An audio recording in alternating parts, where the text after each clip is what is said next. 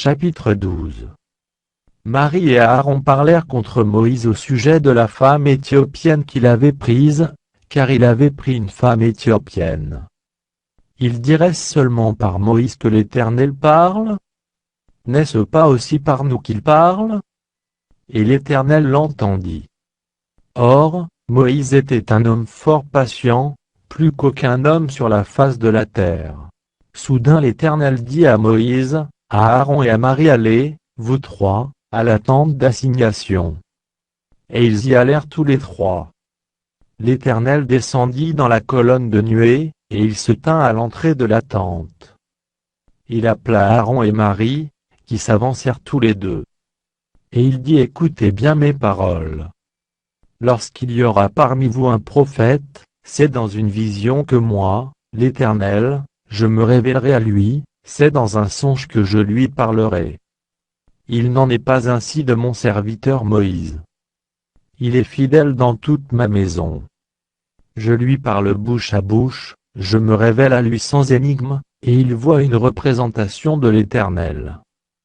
Pourquoi donc n'avez-vous pas craint de parler contre mon serviteur, contre Moïse? La colère de l'Éternel s'enflamma contre eux. Et il s'en alla.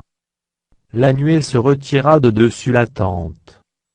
Et voici, Marie était frappée d'une lèpre, blanche comme la neige. Aaron se tourna vers Marie, et voici, elle avait la lèpre.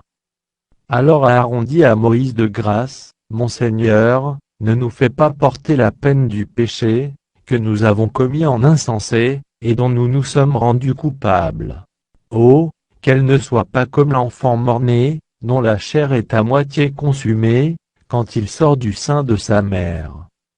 Moïse cria à l'Éternel, en disant: ô Dieu, je te prie, guéris-la. Et l'Éternel dit à Moïse: si son père lui avait craché au visage, ne serait-elle pas pendant 7 jours un objet de honte?